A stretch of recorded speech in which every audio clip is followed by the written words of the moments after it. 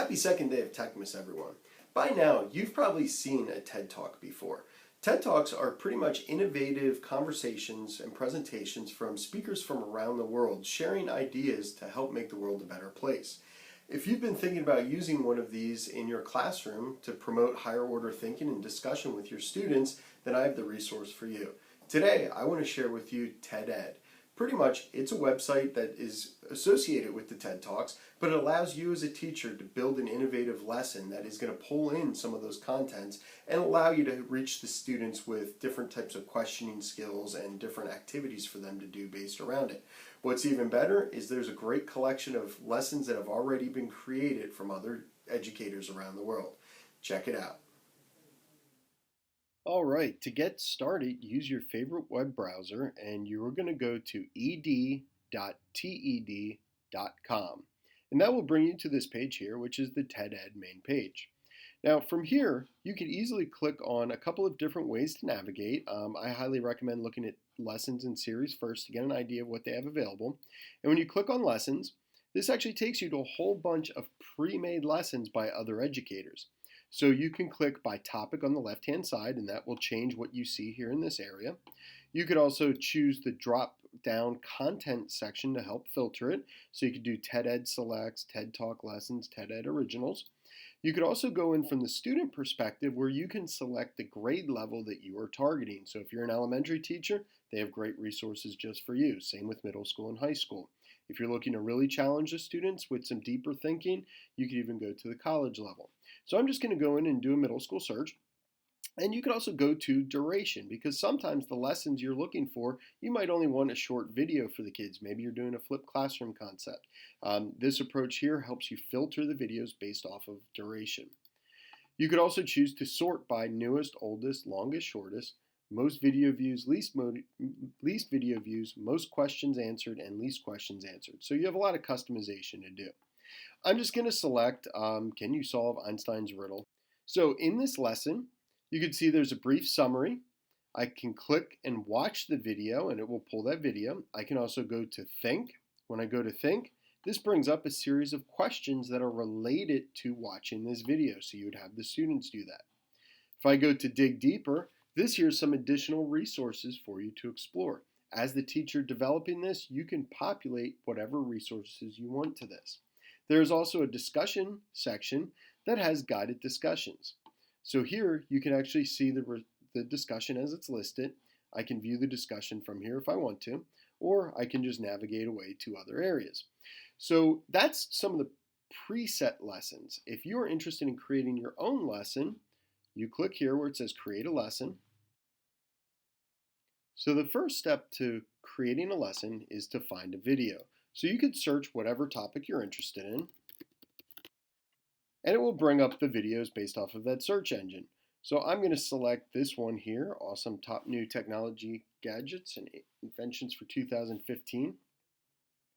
And then from this point, it's going to have you get started by launching the lesson editor.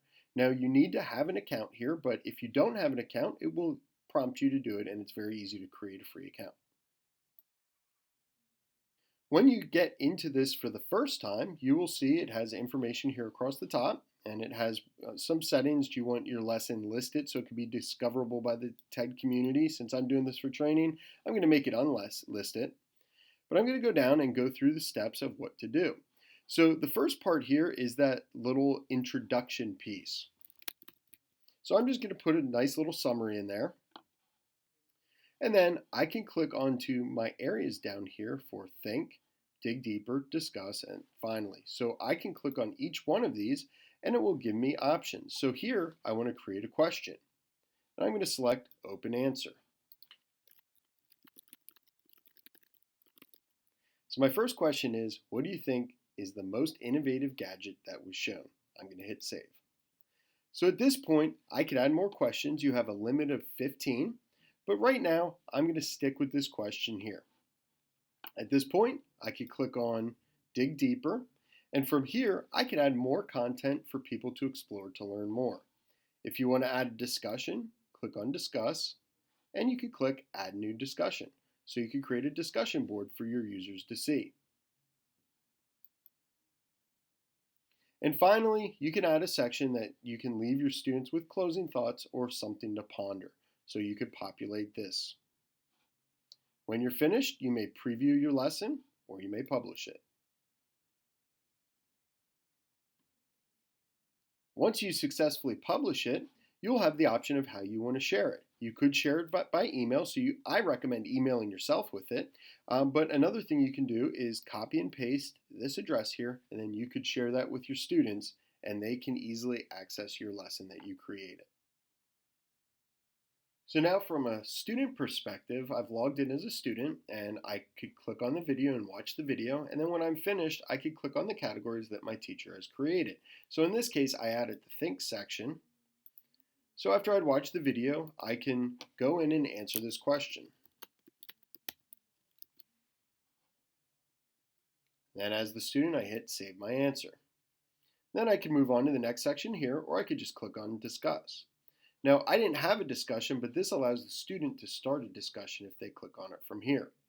So let's flip back to the teacher perspective, and I'll show you what that looks like. So as a teacher, up in my profile section here in the top right-hand corner, I could see that there's a number 2. I could click on this, and this is basically where my stuff is kept. I can view my lessons from here, and I could go directly to discussions. I could also hit notifications and settings. Because there's 2 here, I'm going to click on notifications. So right now, the notification section is going to tell me what has happened, and it says sample student has completed your lesson, review student work. So now I could click on review student work, and it will show me their responses to the questions, and from here I can give feedback.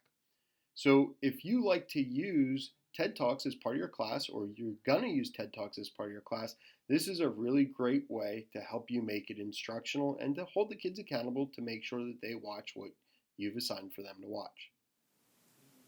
So that's today's tip. Have a great day.